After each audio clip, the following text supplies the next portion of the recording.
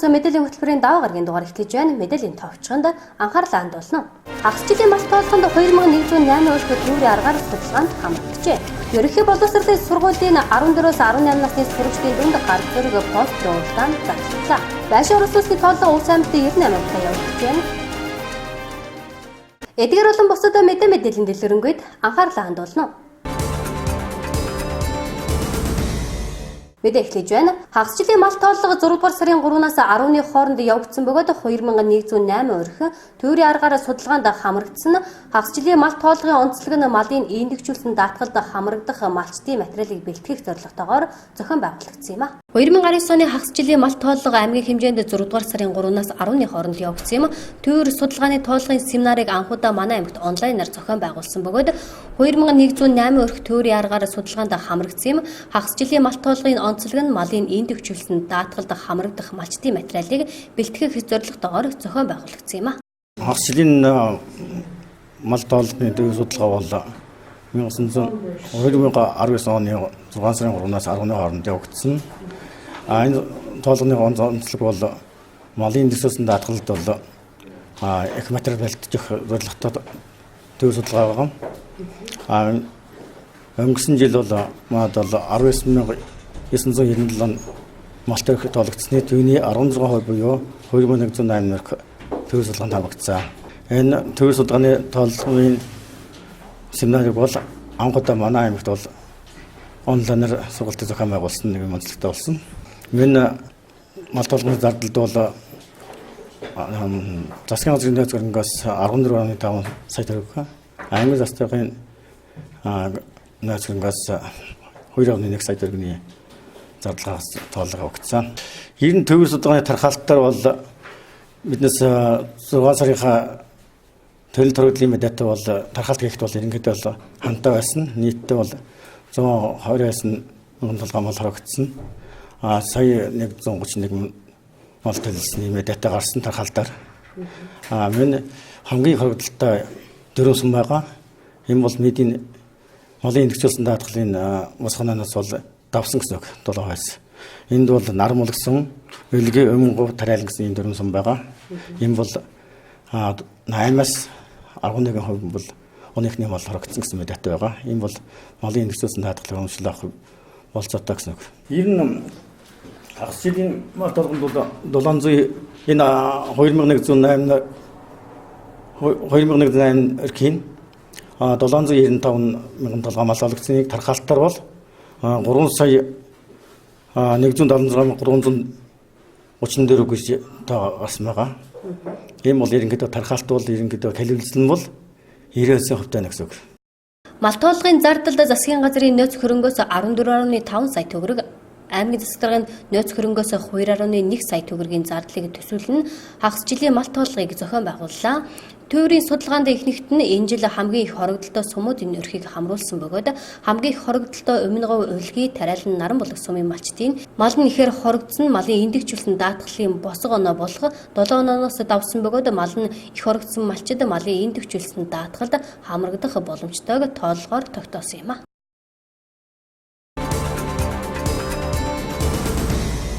Дараагийн мэдээ. Зүүн хойд Азийн бүс нутгийн засаг захиргаатын холбооноос санаачлан 7 дахь жилдээ гар зураг постерын уралдааныг зарлаж байна. Тус уралдаанд ерөнхий боловсролын сургуулийн 14-өөс 18 насны сурагчид оролцох боломжтой бөгөөд бүтээлийг 9-р сарын 1-ний хүртэл аймгийн гэр бүл хүүхэд залуучдын хөгжлийн газарт хүлээн авах юм байна. Зүүн хойд Аз бүс нутгийн засаг захиргаатын холбооны хэр эрхлэх газар, нийслэлийн засаг даргын тамгын газар, Монголын хүүхдийн урлан бүтээх төвтэй хамтран гар зураг постерын уралдааныг 7 дахь жилдээ улс орон даяар зохион байгуулж байна. Энэ удаагийн уралдаанд оролцох хүүхдүүд зүүн хойд Аз бүс нутгийн засаг захиргаатын холбооны бэлэгдэл, зүүн хойд Аз бүс нутгийн засаг захиргаатын холбооны гишүүн орон нутгуудын соёл, сэтгэлд хоногшсон нутгийн баяр сонирхолтой үлгэрээс сэдвүүлэн уралдаанд оролцох юм байна. Тус уралдаан нь зүүн хойд Аз орнуудын найрамдалтай харилцааг сурталчлан таниулах, соёлыг түгээн дэлгэрүүлэх, хүүхэд багчуудын бүтээлч сэтгэлгээ ур чадвар танин мэдхүйг хөгжүүлэх, тэдний хүсэл мөрөөдөл, оюуны бүтээлийг дэмжих замаар хүүхэд багчуудад зүүн хойд Азийн түүх соёл, нийгэм эдийн засгийн ойлголтыг нэмэгдүүлэх зорилготой бөгөөд байр эзэлсэн сурагчид 100-аас 500 ам долларын өртөг бүхий бэлэг батламж гард нь авах боломжтой юм а. Бүтээл тавигдах шаардлагыг бас энэ өдөртмөч дээр явуулсан байлаа. За бүтээл тавигдах шаардлага хамгийн гол чухал зүйл байх гэж бодож байна. За бүтээл нь бол 394-ийг харьцах нь 545 мм харьцаатай байх. За бүтээлд ашиглах материал бол чөлөөтэй. За усан будаг болон өнгийн харандаа бас хэрэглэж болно гэсэн ийм заалт ирсэн байгаа. За мөн одоо бүтээлийн арталт хүүхдүүдийн дэлгэрэнгүй хаягийг бас хавсарган байршуулсан байх шаардлагатай. За бусдын бүтээлээс хулгайлсан бол тооцохгүй. За мөн өмнө нь тус уралдаанд оролцоод уг бүтээлээр шагналт байр эзэлсэн бол бас тооцохгүй гэдгийг бас мэдгдсэн байгаа. За мөн шаардлага хангаагүй бүтээлийг уг уралдаанд оролцуулахгүй гэсэн юм шаардлагыг ирүүлсэн. За мөн нэг оролцогч нэг л бүтээлээр оролцсноо гэсэн ийм шаардлагууд ирсэн байгаа. За уралдааны шалгаруулалт маань 11-р сарын дундуур тодорно. За эхний маш олон хүүхд шалгаруулж маш өндөр шагналаар шагнагдахаар ийм шагнал урамшуулалт юм байлаа. За 1-р байрны хүүхэд $500 бүхий өрт бүхий бэлэг батламж. За 2-р байр 4 хүүхэд $300 бүхий бэлэг батламж. За 3-р байр бол 15 хүүхэд $100 бүхий батламж. За тусгай байр 20-ыг шалгаруулж ингэж тус дурсгалын зөвлөлөөр шагнахаар заалттай мэлээ. За бүтээлд авах хугацаа маань Монголын хүүхдийн урлан бүтээгдэхүүнээр 9-р сарын 27-ны өдрийг дуустал бас авах юм байлээ. За энд байгаа хүүхдүүд бол Улаанбаатар хотоос төдийлөн очиж бүтээл явуулах боломжгүй учраас за аймгийн гэр бүл хүүхэд залуучууд хөгжлийн газар дээр 9-р сарын 1 хүртэл бид бүхэн бүтээлийг байгууллага дээр хүлээж авахар ийм зарлаж байна. За бүтээлтэй холбоотой энэ уралдаантай холбоотой бас дэлгэрэнгүй мэдээллийг манай байгууллагын утас лавлах утсуулах 7045 2525 дугаараас бас холбогдож авах боломжтой. Тэгэхээр сурагчид маань 2019-с 2020 оны хичээлийн шинэ жилийн анхны уралдаанд идэх санаачлалтаас оролцож манай байгууллагатай хамтарч ажиллахыг бас уриалж байна. Уг уралдаан нь улсын чанартай учраас бүтээл 395-ыг харьцах нь 545 мм харьцаатай байх. Бүтээлд ашиглах материал чөлөөтэй, өнгийн харандаа усан будаг хэрэглэх боломжтой. Бүтээлийн арталд уралдаанд оролцогчийн анкетыг гаргацтай бичиж наасан байх. Нэг оролцогч нь нэг бүтээл ирүүлэх шаардлагатай. Шаардлага хангаагүй бусдын бүтээлээс хуулбарлсан өмнө нь тус бүтээлээр оролцож шагналт байр эзлэж байсан бүтээлийг тооцохгүй гэсэн нарийн шаардлагууд тавигдж байгаа юм а. Уралдааны дүн 11-р сарын дундуур зарлагдах бөгөөд шалгаруулалтаа бүтээлч сэтгэлгээ, уран сайхны сэтгэлгээ, утга санааг бусдад дамжуулах байдал, бэлгэдлийн шинж гэсэн 4 төрлийн онооны нийлбэр буюу нийт 100 оноогоор дүгнэх юм. Уралдаанд оролцох сонирхолтой хүүхдүүд бүтээлээ 9-р сарын 1-ний хүртэл аймгийн гэр бүл хүүхэд залуучдын хөгжлийн газарт ирүүлэх боломжтой бөгөөд дэлгэрэнгүй мэдээллийг 7045 25 25 гэсэн дугаараас авах боломжтой юм а.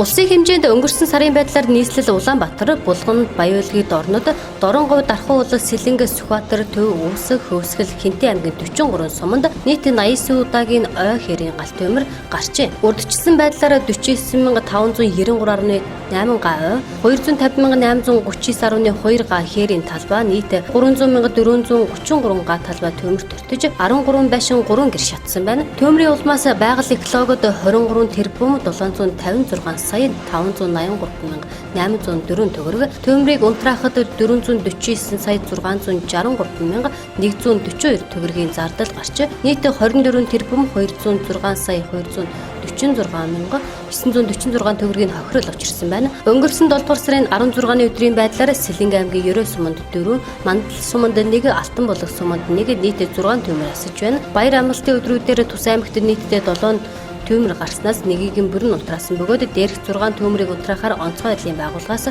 101 нь албан хаагч 8 автомашин, орон нутгаас 56 нэргэн 4 автомашин, нийт 157 хүн 12 техник хэрэгсэлтэй төмрийн голомтонд ажиллажээ. Иргэд малчид, тариаланчид ой хэрийн бүсэд зорчин явагсад автомашин техникийн бүрэн бүтэн байдалд хяналт тавих, ил задгаа галт төлөхгүй байх, асаасан гал төөдөг тамхи шүдсний галыг сайтар унтраах, гал асаагуурыг хээр хөдөө ил задгаа хаяхгүй байх, насанд хүрээгүй хүүхдийг төмрийн аюултай үед ой хэрт шүдэн засаагууртаа явуулахгүй байх, төмөр унтраах шаардлагатай багж хэрэгслийг бэлдэж ой хэрийн гал төмөр гарах эрсдлээс урьдчилан сэргийлэхийг онцгой байдлын ерхий газраас анхааруулж байна.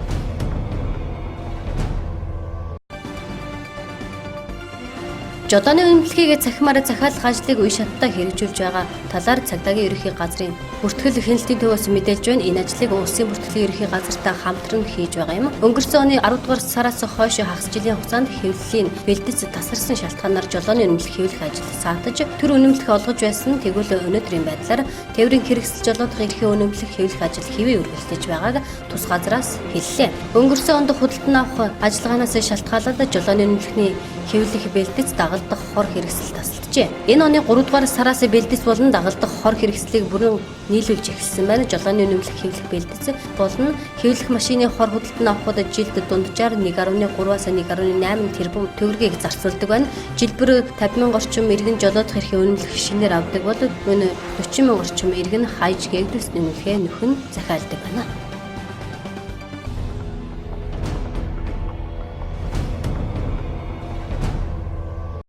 Монгол Улсын хөгжлийн банкнаас зээлийн хариуцлагыг нэмэгдүүлэх хүрээнд хуулийн болоод бодлогын шаардлагатай зарим өөрчлөлтийг оруулж шаардлага хангасан төсөл хөтөлбөрт санхүүжилт олгох болсноо Монгол Улсын хөгжлийн банкны удирдлагууд мэдгдсэн юм.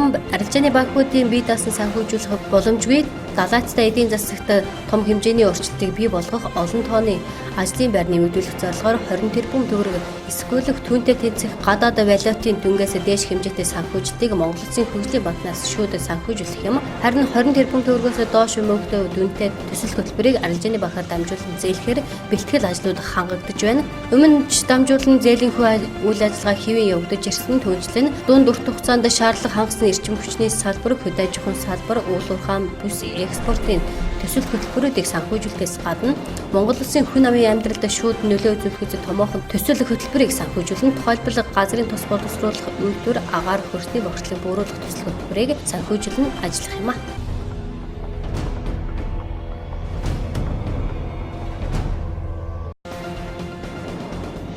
Боловсрол соёл шинжилгээ ухааны спортын сайдын А390-р тушаалаар батлагдсан иргэний ёс зүйн боловсрол сургалтын хөтөлбөрийн дагуу зохиогдож энэ хичээлийн жилд шинээр хэвлэгдэх сурах бичиг зохиогчдын баг Монгол ёс хүмүүжил номын төслийг хэрэгжүүллээ. Боловсрол соёл шинжилгээ ухааны спортын сайд Баатар Бэлэг багш зурагчдын зуны амралт үргэлжлэж байгаа ч салбарын яам боловсролын хүрээлэн ачаалал дүүрэн ажиллаж байна. Сургалтын хөтөлбөрийн агуулгыг сайжруулах ажил хийж дуусна удахгүй орон даяар багш нарын сургалтууд зохион байгуулна.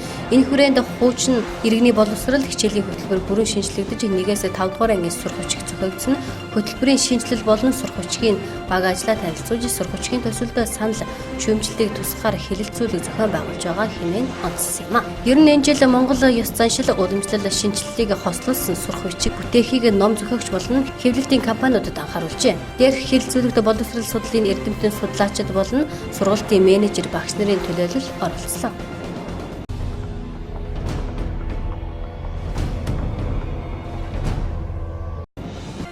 Дэлхийд жил бүрийн 8 дугаар сарын 1-ээс 7-ны өдрийг хүүхдийг эхийн сүгээр хооллохыг дэмжих өдөр болгон тэмдэглэсээр ирсэн. Энэ жил тус 7 хоногийг эхэд ээлтэй ажлын байрыг дэмжицгээ өрөөндөр тэмдэглэж байна. Монгол Улсын 1992 оноос хүүхдийг эхийн сүгээр хооллолтыг дэмжих бодлогыг хэрэгжүүлж эхэлсэн бөгөөд хүүхдийн эрхийн конвенц институтын тунхаглал нэгдсэн улсын байгууллагын удаа дараагийн чуулганы шийдвэр эхийн сүү оруулагч бүтээгдэхүүний олон улсын хуулийн залтуудыг биелүүлэхэд чиглэсэн үйл ажиллагааг ойрын оронд нэвтрүүлсээр ирсэн юм. Хүүхэд эрүүлийн хэг эсэм мэнд амьдрахын гол үндэсний хүүхдийн хоол тэжээл юм. Нэраа хүүхдийг зөв хооллох нь тэдний хоол тэжээлийн байдал, өсөлт хөгжил улмаар амьдрах чадварыг сайжруулдаг. Энэ ч үүднээс нэлхэс бага насны хүүхдийн хоол тэжээлийн хамгийн чухал хэсэг нь хүүхдийг төрөнгөт нэг цагийн дотор ангир үргийг амлуулах. Төрсний дараа эхний 6 сар эхийн сүгээр дагнан хоол гаргыг олон улсын хэмжээнд хэрэгжүүлж байна. Үүний зэрэгцээ 6-аас 23 сар хүртлээр үргэлжлүүлэн эхийн сүгээр хооллсон хүүхэд суулгах төвчнөр нас барах эрсдэл 2.8 дахин бага байдаг бол эхийн сүгээр хооллоогүй хүүхдийн нас барах магадлал 6-аас 11 нас бартайд 56%, 12-аас 23 сартад 23%-аар тус өсдөг байна.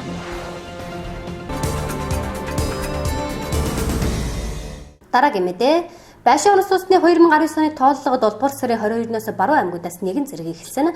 Аймгийн хэмжээнд 40 тооллогч ажилласан бөгөөд Хангас сумын 4 тооллогч мэдээллийн оруулсны дараа Ус аймгийн байшин орон сууцны тооллого бүрэн гүйцэд хангагдах юм а.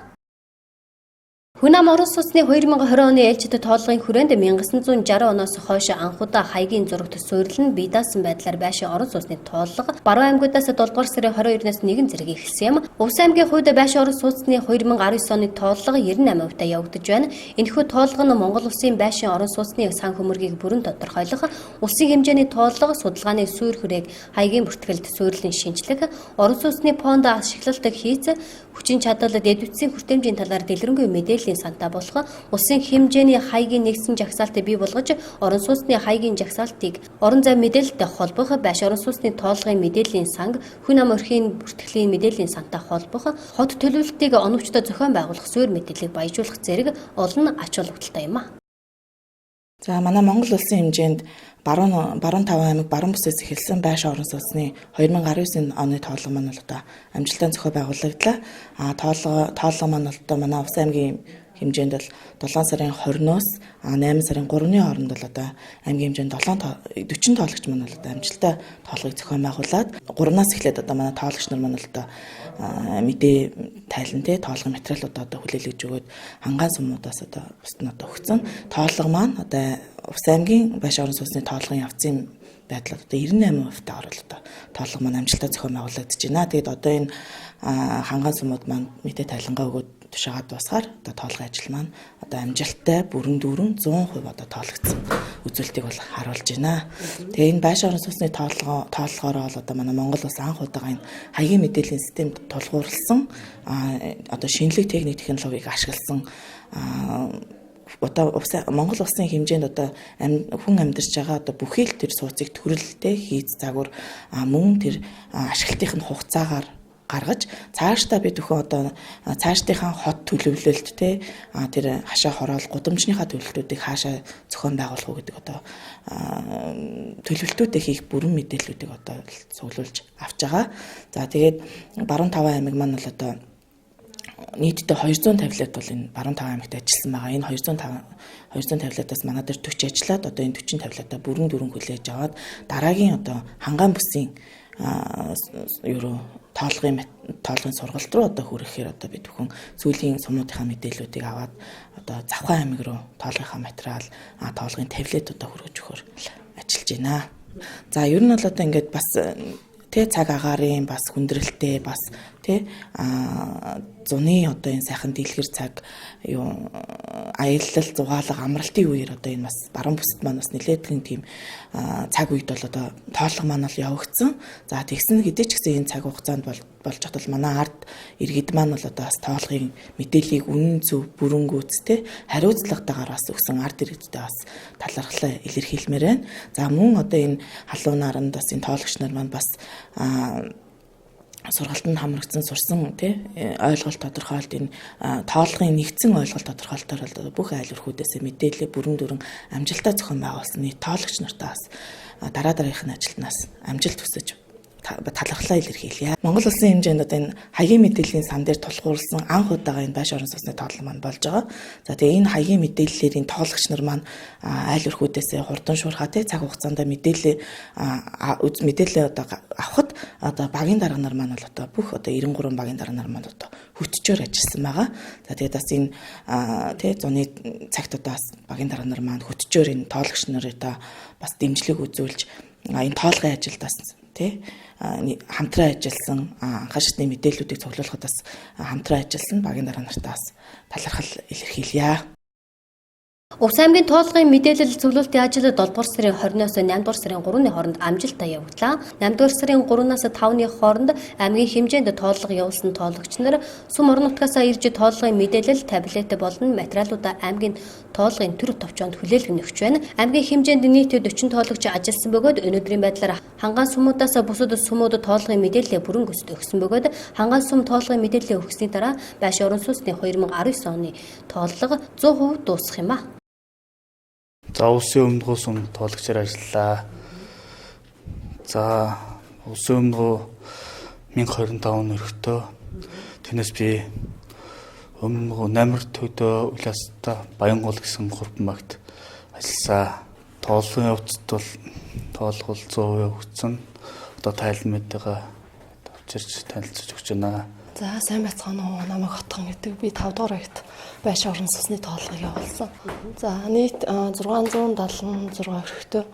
За энийг 100% амжилттай хийж гүйцэтгээд өнөөдөр мэдээллийн өгөхөд бэлэн болсон байна. За хамтран ажилласан багийн дарга болсон нийгмийн ажилт мөн төр товчооны ажилчтай бүгдэнд баярлалаа. Мөн айл өрхөддөө гэрээ эзэнтэй байлгаж өгч мэдээллийн үнэн зөв өгсөнд баярлалаа. Орон сууцны тооллогоор Ус аймгийн Зүүн ангаас өмнө тоологчоор ажилласан Ганбаатар гэж хүн байна. Ингээд тооллогын заагдсан хугацаанд орон сууцныхаа тооллогыг амжилттай хийж гүйцэтгээд ингээд ирээд байж байна. Ингээд тооллогод тусалцаа үзүүлсэн багийн дарга нар төрөг комиссийн гишүүд тэгээ мэрэгчлэлтэн Зүүн ангаас өмнө мэрэгчлэлтэн бямц зэрэн та бүхэндээ маш их баярлалаа. Тэгээд тооллогын хугацаанд ажиллаад судалгаа аваад явж байхад хүндрэлтэй бэрхшээлтэй зүйлүүд их тааралдлаа. 4-5 өдөр шөнөгүй бороо орлоо, бороотой байлаа. Шавар шалбаа гэхдээ зорьсон айлдаа очиж чадахгүй, зарим нь уцаар авах, явган очих зэрэг янз бүрийн асуудлууд хүндрэлүүд их гарч байсан. Гэхдээ тэр бэрхшээл хүндрэлийг даваад ингээд тооллогын ажлыг хийж гүйцэтгээд байж байна. Байшин орон сууцны 2019 оны тоолгын явцад улс орныхоо хөгжил дэвшил бүтээн байгуулалт цаашдын хот төлөвлөлтөнд хийх үндсэн суурь бааз мэдээллийг бүрдүүлэх, айл өрхөн амьдарч байгаа сууцны төрөл нөхцөлийг бүрэн тодорхойлох тоолгын ажилд иргэнийхээ үүргийг биелүүлнэ, үнэн зөв мэдээлэл өгсөн иргэд болон тоологч нартай мэдээлэл цуглуулах боломж нөхцлөөр хангаж хамтран ажилласан Сүм багийн төр товчооны гишүүд тоолгын ажлаа 100% явуулсан тоологч нарт Ус аймгийн